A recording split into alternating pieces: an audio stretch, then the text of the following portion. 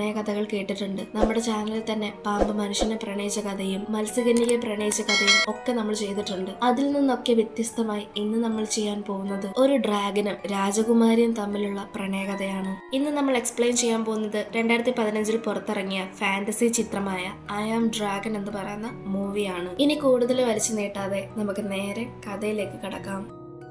സിനിമയുടെ തുടക്കത്തിൽ ഒരു രാജ്യമാണ് കാണിക്കുന്നത്. ആ രാജ്യത്തെ ആളുകൾ ഒരു റിച്വൽ ചെയ്യുന്നതും നമുക്ക് കാണാൻ സാധിക്കും. ഇവർ ഈ റിച്വൽ ചെയ്യുന്ന ഇതേ സമയം തന്നെ ഒരു വിവാഹം കഴിക്കാത്ത പെൺകുട്ടിയെ ഒരു വലിയ ഡ്രാഗൺ വന്നെടുത്തുകൊണ്ട് പോകുന്നതും നമ്മളെ കാണിക്കുന്നുണ്ട്. ശരിക്കും ഇവിടെ നടക്കുന്നത് എന്തെന്നാൽ ഈ രാജ്യത്ത് കുറെ നാളും കൊണ്ട് കുറേയധികം ഡ്രാഗൺസ് ഉണ്ട്. അതായത് ഈ രാജ്യം ഒരു ശപിക്കപ്പെട്ട രാജ്യമാണെന്നും നമുക്ക് പറയാം. ഇവിടെയുള്ള ജനങ്ങൾക്ക് സന്തോഷമോ സമാധാനമോ ഒന്നും തന്നെയില്ല. അതിന് കാരണം ആ ഡ്രാഗൺസ് ആണ്. ആ രാജ്യത്തിൽ വിവാഹം കഴിക്കാത്ത പെൺകുട്ടികളെയെല്ലാം ഡ്രാഗൺസിന് ബലി കൊടുക്കണം. ഇതാണ് ആ രാജ്യത്തിന് കിട്ടിയ ശാപം. അതിനെ തുടർന്നുള്ള റിച്വലാണ് നമ്മൾ സിനിമയുടെ തുടക്കത്തിൽ കണ്ടത്. ഈ ഡ്രാഗൺസിന്റെ വാസസ്ഥലം എന്ന് പറയുന്നത് മാജിക്കൽ ഐലൻഡ് എന്ന് പറയുന്ന ഒരു സ്ഥലമാണ്. പക്ഷെ അവിടേക്ക് എല്ലാവർക്കും ഒന്നും എത്തിപ്പെടാൻ സാധിക്കുകയില്ല. തന്റെ പ്രണയിനിയെ ജീവന തുല്യം സ്നേഹിക്കുന്ന ഒരു യോദ്ധാവ് അല്ലെങ്കിൽ ഒരു യഥാർത്ഥ മനുഷ്യന് മാത്രമേ അവിടേക്ക് എത്താൻ സാധിക്കുകയുള്ളൂ. അങ്ങനെ ഇരിക്കെയാണ് ആ രാജ്യത്തിലെ ഒരു വിവാഹം കഴിക്കാത്ത പെൺകുട്ടിയെ ഡ്രാഗൺ എടുത്തുകൊണ്ട് പോകുന്നത്. ഇത് കാണുന്ന അവളുടെ കാമുകൻ അവളെ രക്ഷിക്കാൻ വേണ്ടി ആ ഒരു മാജിക്കൽ ഐലൻഡ് തേടി പോവുകയാണ്. പക്ഷെ അദ്ദേഹം അവിടെ വരുമ്പോഴേക്കും ആ ഡ്രാഗൺ അവളെ കൊന്നു കഴിഞ്ഞിരിക്കും. തന്റെ പ്രണയിനിയെ കൊന്ന ഡ്രാഗനോട് അദ്ദേഹത്തിന് തീരാത്ത പകയും വെറുപ്പുമായിരുന്നു. ഇതെല്ലാം കൊണ്ട് അദ്ദേഹം എങ്ങനെയൊക്കെ ആ ഡ്രാഗനുമായി പോരാടും. അവസാനം അദ്ദേഹം ആ ഡ്രാഗനെ കൊല്ലുകയാണ്. ഡ്രാഗനെ കൊന്നതിനു ശേഷം തിരികെ രാജ്യത്തിലേക്ക് എത്തിയ അദ്ദേഹത്തിന് ജനങ്ങളെല്ലാവരും ഒരു ധീര യോദ്ധാവായാണ് കണ്ടത്. ഇതിനുശേഷം അദ്ദേഹത്തിന് ജനങ്ങളെല്ലാം അറിയപ്പെട്ടത് ഡ്രാഗൺ ഹണ്ടർ എന്ന പേരിലാണ്. വർഷങ്ങൾ കടന്നുപോയി. കുറെ നാളത്തേക്ക് ഈ ഡ്രാഗന്റെ ഒരു ശല്യവും അവിടെ ഉണ്ടായിരുന്നില്ല. അതുകൊണ്ട് തന്നെ ജനങ്ങളെല്ലാം വളരെയധികം സന്തോഷത്തിലാണ്. പിന്നീട് നമ്മളെ രാജാവിനെയും രാജാവിന്റെ മകൾ മീരയുമാണ് കാണിക്കുന്നത്. രാജാവ് തന്റെ മകൾക്ക് വേണ്ടി വരനെ അന്വേഷിക്കുകയാണ്. വരൻ വേറെ ആരുമല്ല, ഡ്രാഗൺ ഹണ്ടറിന്റെ പേരക്കുട്ടിയായ ഇഗോർ ആണ്. മീരയ്ക്ക് ഇപ്പൊ വിവാഹം കഴിക്കാൻ തീരെ താല്പര്യമില്ല. പക്ഷെ വരൻ ഇഗോർ ആയതുകൊണ്ടും തന്റെ അച്ഛനെ എതിർക്കാൻ സാധിക്കാത്തത് കൊണ്ടാണ് അവൾ ആ വിവാഹത്തിന് സമ്മതിക്കുന്നത്.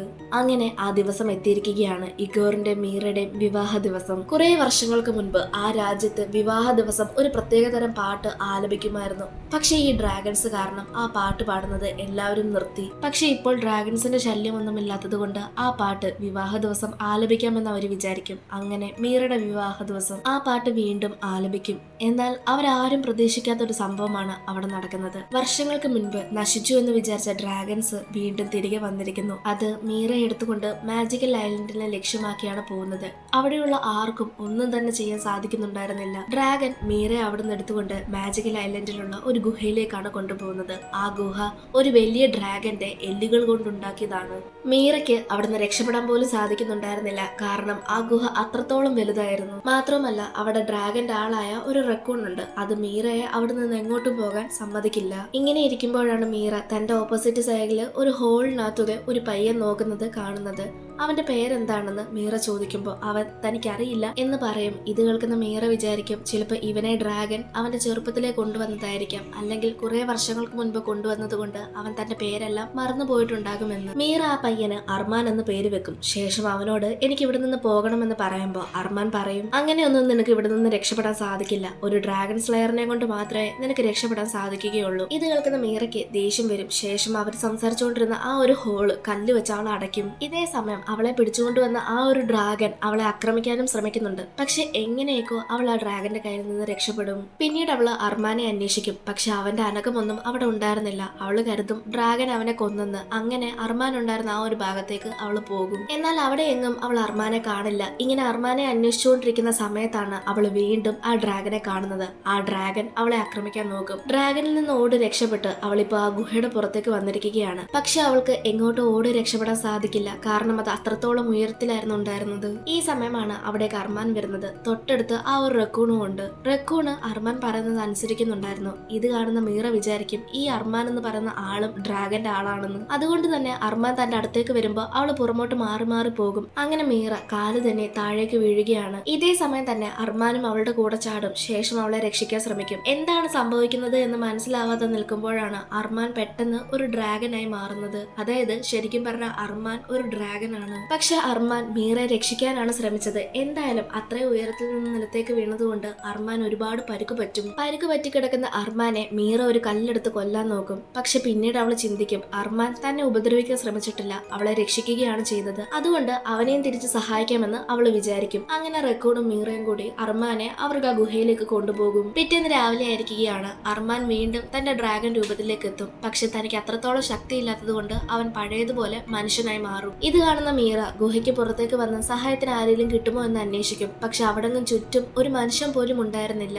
പിന്നീട് മീറ അർമാന് വേണ്ടിയിട്ടുള്ള മരുന്നുകൾ കൊണ്ട് അവന്റെ അടുത്തേക്ക് പോകും. ശേഷം അവന് മരുന്നൊക്കെ വെച്ച് കെട്ടിക്കൊടുക്കും. അന്ന് രാത്രി ഉറങ്ങിക്കിടക്കുമ്പോ അവളെ ഈഗോർ രക്ഷിക്കാൻ വരുന്നു. ഈഗോറിനെ കണ്ട അവള് ചാടി കയറി അവനെ കെട്ടിപ്പിടിക്കുന്നു. പക്ഷെ നിമിഷങ്ങൾക്കുള്ളിൽ തന്നെ ഈഗോർ അർമാനായി മാറി അവളെ കിസ് ചെയ്യാൻ ശ്രമിക്കുന്നു. ഇതെല്ലാം കണ്ടുകൊണ്ട് മീറ പെട്ടെന്ന് ഞെട്ടി എഴുന്നേൽക്കുകയാണ്. ശരിക്കും പറഞ്ഞ ഇത് അവളുടെ സ്വപ്നമായിരുന്നു. പിറ്റേന്ന് രാവിലെ അർമാന് അവൾക്ക് വേണ്ടിയുള്ള ഫുഡെല്ലാം കൊടുക്കുന്നുണ്ട്. അതായത് ഡ്രാഗൺ ഫ്രൂട്ടും അവിടെ കിട്ടുന്ന കൊച്ചു കൊച്ചു സാധനങ്ങളാണ് കൊടുക്കുന്നത്. അങ്ങനെ അതൊക്കെ കഴിച്ച് മീൻ പിടിച്ചുകൊണ്ട് നിൽക്കുന്ന അർമാന്റെ അടുത്തേക്ക് മീറ വരും. പക്ഷെ അർമാൻ മീറയോട് സംസാരിക്കാൻ തയ്യാറാകില്ല. പക്ഷെ മീറയ്ക്കിപ്പോ അർമാനെ പേടിയില്ല. കാരണം അവൻ അവളെ ഒന്നും ചെയ്യില്ലെന്ന് അവൾക്ക് ബോധ്യമുണ്ട്. മീറ അവനെ ശല്യം ചെയ്തുകൊണ്ടിരിക്കും. അങ്ങനെ അവസാനം അർമാൻ അവളോട് സംസാരിക്കാൻ തയ്യാറാകും. മീറ അർമാനോട് നീ എന്താ മറ്റു ഡ്രാഗൺസിനെ പോലെ എന്നെ കൊല്ലാത്തത് എന്ന് ചോദിക്കും. ഇത് കേൾക്കുന്ന അർമാൻ, ഒരു കാലത്ത് ഞാനും മനുഷ്യനായിരുന്നു, എന്റെ അച്ഛൻ ഒരു ഡ്രാഗനും. എന്റെ അച്ഛന് ഞാൻ അച്ഛനെ പോലെ ഡ്രാഗൻ ആവുന്നത് വളരെ ഇഷ്ടമാണ്. പക്ഷെ എനിക്ക് ഡ്രാഗൻ ആകാൻ ഒട്ടും ഇഷ്ടമുണ്ടായിരുന്നില്ല. അച്ഛൻ എന്നെ ഡ്രാഗൻ ആക്കാൻ വേണ്ടിയുള്ള പല കാര്യങ്ങളും ചെയ്തിട്ടുണ്ട്. അതിൽ നിന്നൊക്കെ ഞാൻ പിന്മാറുകയാണ് ചെയ്തിട്ടുള്ളത്. ഡ്രാഗൻ ആവാനായിട്ട് ആദ്യം വേണ്ടത് ആകാൻ പോകുന്ന ആളുടെ പൂർണ്ണ സമ്മതമാണ്. അതില്ലാത്തടത്തോളം കാലം അയാൾക്ക് ഡ്രാഗൻ ആകാൻ കഴിയില്ല. അങ്ങനെ ഇരിക്കുകയാണ് എന്റെ അച്ഛനെ ഒരാൾ കൊല്ലുന്നത്. ആ കൊന്ന ആള് വേറെ ആരുമല്ല, ഡ്രാഗൺ ഹണ്ടർ ആണ്. തന്റെ അച്ഛനെ കൊന്ന ആളോടുള്ള പക തീർക്കാൻ വേണ്ടി താനും ഡ്രാഗൻ ആകാൻ തീരുമാനിച്ചു. അങ്ങനെ ഞാനും ഡ്രാഗനായി. പക്ഷെ ഡ്രാഗൻ ആയപ്പോഴാണ് എന്റെ അച്ഛൻ എന്ത് വലിയ ദുഷ്ടനാണെന്നുള്ള കാര്യം ഞാൻ തിരിച്ചറിഞ്ഞത്. അതുകൊണ്ട് ഞാനൊരു തീരുമാനമെടുത്തു, ഇവിടേക്ക് കൊണ്ടുവരുന്ന ആരെയും കൊല്ലാൻ പാടില്ല, അവരെ സംരക്ഷിക്കണം. പക്ഷെ എനിക്ക് എന്നിൽ കൺട്രോൾ ഇല്ല. ഞാൻ എപ്പോൾ ഡ്രാഗൻ ആവുമെന്നും ഞാൻ എപ്പോൾ മനുഷ്യനാകുമെന്നും എനിക്ക് തന്നെ അറിയില്ല. അന്ന് നിന്റെ വിവാഹ ദിവസം ഒരു ഗാനം പാടിയില്ലേ, അന്ന് എന്തോ എനിക്ക് എന്ത് പറ്റിയെന്ന് അറിയില്ല, പെട്ടെന്ന് ഞാൻ ഡ്രാഗനായി മാറുകയും എനിക്ക് നിന്നെ അവിടെ നിന്ന് എടുത്തുകൊണ്ട് വരാൻ തോന്നുകയും ചെയ്തു. അതെന്തിനാണ് ഞാൻ ചെയ്തത് എന്ന് എനിക്കറിയില്ല. പക്ഷെ ഒരു കാര്യം എനിക്കറിയാം, എന്റെ പവേഴ്സിനെ എനിക്ക് കൺട്രോൾ ചെയ്യാൻ ഇതുവരെ സാധിച്ചിട്ടില്ല. ഡ്രാഗൻ ആയി കഴിഞ്ഞാൽ ഞാൻ എന്താണ് ചെയ്യുന്നത് എന്ന് എനിക്ക് പോലും അറിയില്ല. നീ ഇപ്പൊ ചിന്തിക്കുന്നുണ്ടാവാം എനിക്ക് നിന്നെ തിരിച്ചു കൊണ്ട് വിട്ടൂടെ എന്ന്. ഞാൻ പറഞ്ഞല്ലേ എനിക്ക് എന്നെ തന്നെ കൺട്രോൾ ചെയ്യാൻ സാധിക്കില്ലെന്ന്. അതുകൊണ്ട് ഡ്രാഗൻ ആയിരുന്ന് എനിക്ക് നിന്നെ അവിടേക്ക് കൊണ്ടുവിടാൻ സാധിക്കില്ല. ഇനി ആകെ ചെയ്യാൻ പറ്റുന്നത് എന്തെന്നാൽ നിന്റെ പ്രണയം അല്ലെങ്കിൽ ഈഗോർ നിന്നെ തേടി ഇവിടെ വരണം. എങ്കിൽ മാത്രമേ നിനക്ക് ഇവിടെ നിന്ന് രക്ഷപ്പെട്ടു പോകാൻ സാധിക്കുകയുള്ളൂ. നിങ്ങളെ രണ്ടുപേരും പരസ്പരം ആത്മാർത്ഥമായിട്ട് പ്രണയിക്കുകയാണ്, നിങ്ങളുടെ പ്രണയം സത്യമാണ്, എങ്കിൽ മാത്രമേ ഈഗോറിന് ഇവിടേക്ക് എത്തിപ്പെടാൻ സാധിക്കുകയുള്ളൂ എന്നും അർമാൻ പറയും. ഈഗോർ ഇവിടെ എത്തുന്നത് വരെ നീ ആ ഒരു ഗുഹയിൽ തന്നെ ഇരിക്കണം. ഞാൻ ആദ്യമായി നിന്നെ കൊണ്ടുവിട്ട അതേ ഗുഹയില്, കാരണം അതിൽ ഡ്രാഗൺസിന് വരാൻ സാധിക്കുകയില്ല. ഇത് കേൾക്കുന്ന മീറ, ഒരിക്കലും ഇല്ല, നിന്നെ ഈ അവസ്ഥയിലാക്കിയിട്ട് ഞാൻ എങ്ങനെയാണ് ആ ഗുഹയിലേക്ക് പോകുന്നത്? എന്നെ നീ സംരക്ഷിച്ചതുപോലെ എനിക്ക് നിന്നെ സംരക്ഷിക്കേണ്ട ഉത്തരവാദിത്തമുണ്ടെന്നും മീറ പറയും. അങ്ങനെ ദിവസങ്ങൾ കടന്നുപോയി. ഇപ്പൊ അവര് പരസ്പരം ഒരുപാട് അടുത്തിരിക്കുന്നു. അങ്ങനെ ഇരിക്കുകയാണ് അർമാന് മീറ തയ്യാറാക്കിയ ഒരു ബോട്ട് കാണുന്നത്. ഇത് കാണുന്ന അർമാന് ദേഷ്യവും വിഷമവും വരും. കാരണം അവൾ അവിടെ നിന്ന് പോകാൻ ആഗ്രഹിക്കുന്നുണ്ട്. ഇത് കാണുന്ന അർമാന് അവളോട് ആ ബോട്ടിൽ കയറി പെട്ടെന്ന് നീ ഇവിടെ നിന്ന് രക്ഷപ്പെട്ടു പോയിക്കോളൂ എന്ന് പറയും. കാരണം അർമാന് എപ്പം വേണേലും ഇനി ഒരു ഡ്രാഗനായി മാറിയേക്കാം.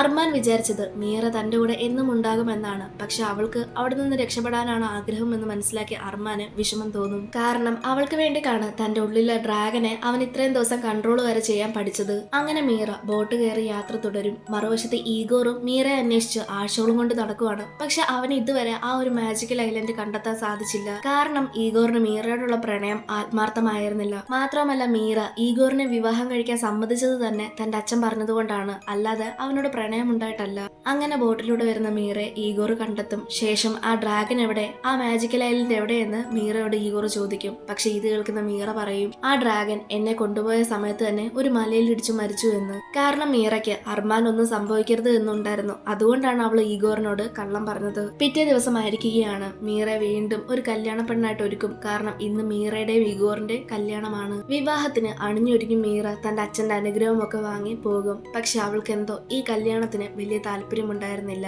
വിവാഹത്തിന്റെ ഭാഗമായിട്ട് മീറെ ബോട്ടിൽ കിടത്തി മറുവശത്ത് നിന്ന് ഈഗോർ വലിക്കുന്നതാണ് അവർക്ക് വിവാഹ ചടങ്ങ്. പക്ഷെ അവളുടെ ഓർമ്മയിൽ മുഴുവൻ അർമാനാണ്. അവൾക്ക് അർമാനോടാണ് പ്രണയം. അങ്ങനെ മീറ ഈ വിവാഹത്തിന് താല്പര്യമില്ലെന്ന് പറയും. പക്ഷെ അതൊന്നും മൈൻഡ് ചെയ്യാതെ ഈഗോർ വീണ്ടും അവളെ തന്റെ അടുത്തേക്ക് അടുപ്പിക്കാൻ ശ്രമിക്കും. ഇത് കാണുന്ന മീറ ആ കയറ് ബോട്ടിൽ നിന്ന് അഴിച്ചുവിടും. ശേഷം മീറ പറയും, എനിക്ക് ഡ്രാഗനെ ഇഷ്ടമാണ്, ഞാനും അർമാനും തമ്മിൽ പ്രണയത്തിലാണ്, എനിക്ക് ഈ വിവാഹത്തിനോട് താല്പര്യമില്ല എന്ന്. ശേഷം ഡ്രാഗൻസിനെ വിളിച്ചു വരുത്തുന്ന ആ ഒരു ഗാനം അവൾ ആലപിക്കും. എല്ലാവരും നിശബ്ദമായിരിക്കുകയാണ്. മീറ ഈ ഗാനം പാടുന്ന അതേ സമയം തന്നെ അർമാന അവിടേക്ക് വീണ്ടും ഒരു ഡ്രാഗനായി വന്ന് അവളെ അവിടുന്ന് എടുത്തുകൊണ്ട് പോകും. ഇത് കാണുന്ന ഈഗോർ ഡ്രാഗനെ കൊല്ലാൻ നോക്കും. ഇന്നരം ഈഗോറിന്റെ മുത്തശ്ശൻ, അതായത് ഡ്രാഗൺ ഹണ്ടർ, അയാളെ തടയും. ഡ്രാഗൺ ഹണ്ടർ ഈഗോറിനോട് പറയും, നീ അവളെ യഥാർത്ഥമായിട്ട് പ്രണയിച്ചിട്ടില്ല, എങ്കിൽ പിന്നെ പ്രണയിക്കുന്നവരെങ്കിലും തമ്മിൽ ജീവിക്കട്ടെ എന്ന്. അങ്ങനെ ആ ഡ്രാഗൻ മീറയെ എടുത്തുകൊണ്ട് ഗുഹയിലേക്ക് വന്നിരിക്കുകയാണ്. ഡ്രാഗൻ ആയി കഴിഞ്ഞ അർമാന് സ്വയം സെൽഫ് കൺട്രോൾ ഇല്ല. അതുകൊണ്ട് തന്നെ ഈ പ്രാവശ്യം ഡ്രാഗൻ മീറയെ കൊല്ലാൻ പോവുകയാണ്. മീറയ്ക്കാണേല് ഡ്രാഗനെ ഇപ്പൊ ഒട്ടും പേടിയില്ല, അതായത് അർമാനെ പേടിയില്ല. അവള് ഡ്രാഗൻ ആയിരിക്കുന്ന അർമാനെ കിസ് ചെയ്യും. ശേഷം അവളുടെ പ്രണയം തുറന്നു പറയും. ഇത് കേൾക്കുന്ന അർമാന്, അതായത് ഡ്രാഗന് ഇപ്പൊ സെൽഫ് കൺട്രോളും വന്നിരിക്കുകയാണ്. അങ്ങനെ ഡ്രാഗൻ, അതായത് അർമാന് അവളുടെ മടിയിൽ തല വെച്ച് കിടക്കുന്നതാണ് കാണിക്കുന്നത്. കാരണം ഇപ്പൊ ഡ്രാഗന് സെൽഫ് കൺട്രോൾ ഉണ്ട്. കാരണം അർമാന്റെ ജീവിതത്തിൽ ആദ്യമായിട്ടാണ് ഡ്രാഗൻ ആയതിനു ശേഷം അവനൊരു സ്നേഹം കിട്ടുന്നത്. വർഷങ്ങൾ കടന്നുപോയി. ഇപ്പൊ അർമാനും മീറയ്ക്കും ഒരു ചെറിയ കുട്ടിയുമുണ്ട്. അതായത് മീറയുടെ പ്രണയം അർമാൻ സ്വീകരിച്ചിരുന്നു. അങ്ങനെ അവരിപ്പോ വളരെ സന്തോഷത്തോടു കൂടിയാണ് ജീവിക്കുന്നത്.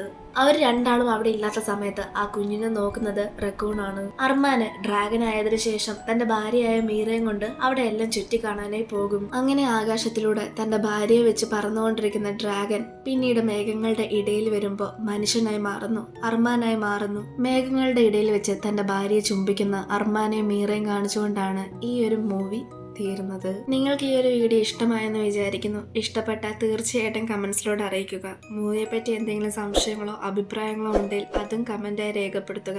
ഇനി മറ്റൊരു വീഡിയോ ആയിട്ട് നമുക്ക് വീണ്ടും കാണാം.